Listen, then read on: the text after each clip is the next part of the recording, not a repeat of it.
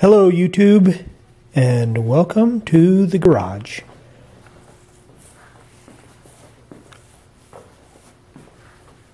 Today I want to show you the project that I'm using to kick off this channel, and that is this XR100 and this CR80, and we are naming this project CXR.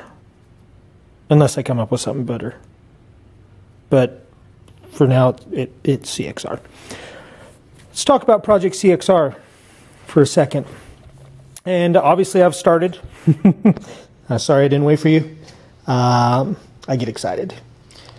But I wanted to just go over these project bikes and tell you what the project is. We're not going to really do much work today. We'll break it up. This is a long-term project, so these videos are going to just kind of come out when they come out, when I've got time, and I have time tonight to show you. So here we go. This is our XR100, and this is our CR80.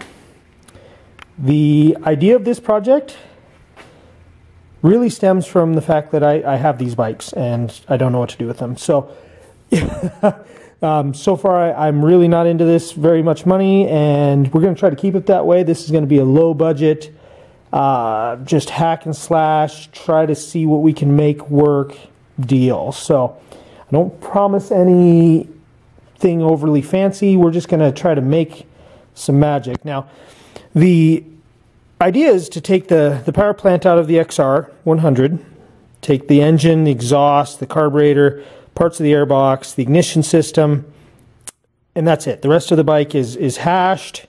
It can go away, probably part it out on eBay or something. The CR over here, let's go around. Let's take a look at the CR. The CR is our chassis, so this is where we want the engine to end up. And there's two reasons for this. First of all, the XR engine is much more friendly for what we like to do. We're not racers, we ride trails, and while I have lots of two-stroke bikes, the CR80, it doesn't have a power valve, it's pipey, it's not really trail friendly. And strike two on this little guy is, sorry, that's a terrible noise, the fact this engine's blown up. I bought this bike as a parts bike. The engine has been bored over many times, and it's locked up again. The engine's just roached, so it's parts, it's scrap. So we're going to take this guy out. We're going to cut the frame. We're going to cut it here. We're going to cut it down here, and we're going to make a new engine cradle that will fit the larger XR100 engine. We've got some work ahead of us to do that. So obviously there's all the work involved with doing an engine swap into a frame that was meant to hold a much smaller little two-stroke engine to fit this big, heavy, low-revving, torquey little 100 motor. Also, we have more than that ahead of us. If you guys can see this here, this is where somebody has not very well welded this foot peg back onto the frame. They didn't even get it straight. It's cocked back. So we need to somehow bend this straight again. We may, if we can't bend it, and we'll heat it up and try to bend it. If we can't do that, may have to grind this weld down. Well, we'll do that anyway. It's terrible looking. And possibly even cut and re-weld. So there's that. But when they hit this peg hard enough to rip it off, they also, right here, cracked the frame. And it's flared out. This lower section here is actually sticking out probably a 1/16 of an inch farther than this upper section, so it's been twisted as this was hit hard, twisted it, and so this is going to need to be bent back and welded. This needs fixed. Cutting the frame here, obviously we got a lot going on here. But before we can do any of that, I mean, that's the exciting stuff. I mean, I'm stoked to do that, but we got a lot ahead of us because we got to deal with this poor, sad, lonely, depressed XR100. Now, I love my motorcycles. My bikes are, clean for the most part. They're well maintained. This poor guy, he received less love than I think he should have, and unfortunately, I don't want to bring him back from the dead. I want to hack him and slash him and take his heart out and put it into a better machine. That's what we're going to do. In order to do that, we need a healthy heart. Got to get this guy going. Now, it ran when parked supposedly, but it didn't run well. We got to get it going again. So, you know, there's a refresher for those of you that don't work on engines a lot. It's three major things. Three major things. There we go. Three major things. Fuel, spark, mechanical. So first, as we're diagnosing why this engine doesn't run, we look at fuel. We got the carburetor here. Drained the old gas. It stunk. It was nasty, gross. My garage still smells. Put in some new gas. That gas did not make it into the float bowl. The float bowl is stuck. This guy is gummed up. That's to be expected. Needs cleaned. Bike sat for a long time. That's going to happen. So we're not going to do that today. In fact, we're not going to do much today. We're just talking. So second, I moved on to spark. And you can see I've got the spark plug boot off. And I pulled the spark plug out. And as I did so, I think it's sitting over here still. Let me grab this guy. And then a little foreshadowing here. Let's see. We'll grab this guy. Talk about the next stage. So, okay, we got a carburetor that's gummed up. We can deal with that. Then we pull out the spark plug. And here it is. Nothing too crazy there. I did notice that the gap was too tight, so I opened it up a little bit. But let's rewind. As I was pulling this out, I stuck my wrench on there and I started twisting. And it twisted about a quarter turn and then it stuck. So I tightened it. I twisted again, stuck at the same spot, and I worked it back and forth, hoping that I could break loose whatever this was that's gumming this up. Wasn't happening. So, what did I do?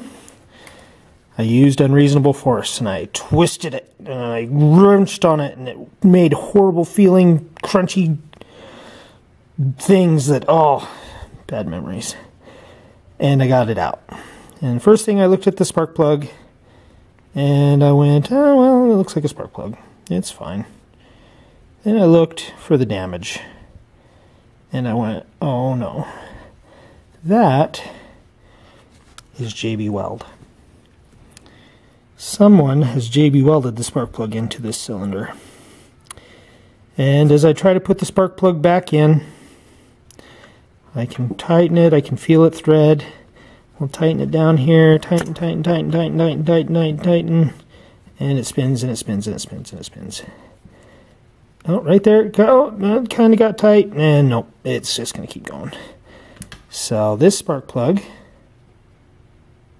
is no longer tightening.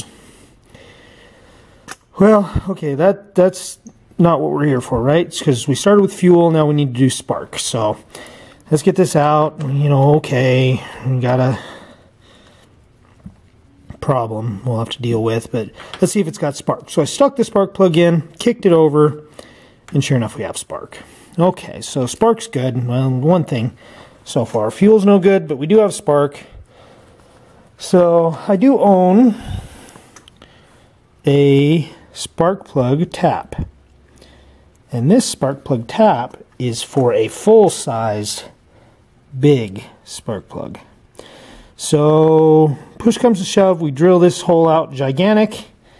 We tap it for a big spark plug. We find a big spark plug that's got the same length of shaft as this, and we make spark again. And okay, so the head's got to come off for that. Well, head's got to come off for more reasons than that. Mechanical. So okay, we verified fuel needs love. Probably just a gummed up carburetor. We fix that. Spark, we're good. All right. Mechanical. First off, stripped out head. No good. Second off, if you guys can see this, I don't know if you can see it, underneath, so this is the cylinder head, this is the cylinder down here. Right here's where they meet. And all the way around is totally gummed up. And so that really looks like a blown head gasket. So, okay, well, head's got to come off anyway. But, you know, even with a blown head gasket, you should be able to put your finger over the spark plug hole, kick this guy over, and have something. With this motor, I get nothing. So, either the valves are so far out of adjustment that they're no longer closing, or this head gasket is so blown that it's just leaking out gobs of air, which I doubt. So I'm hoping it's valves, that we can adjust the valves and get some compression, tap out this spark plug hole, replace this head gasket, cross our fingers, maybe she can run.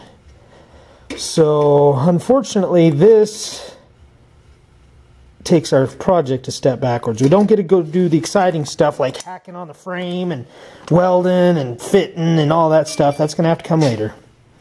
We're starting out with fixing the heart. But I'm still excited. This is going to be great. We're going to take an XR100 engine and try to fit it into an CR80 chassis. And hopefully end up with one good bike out of these two poor neglected ones. Thank you guys for watching.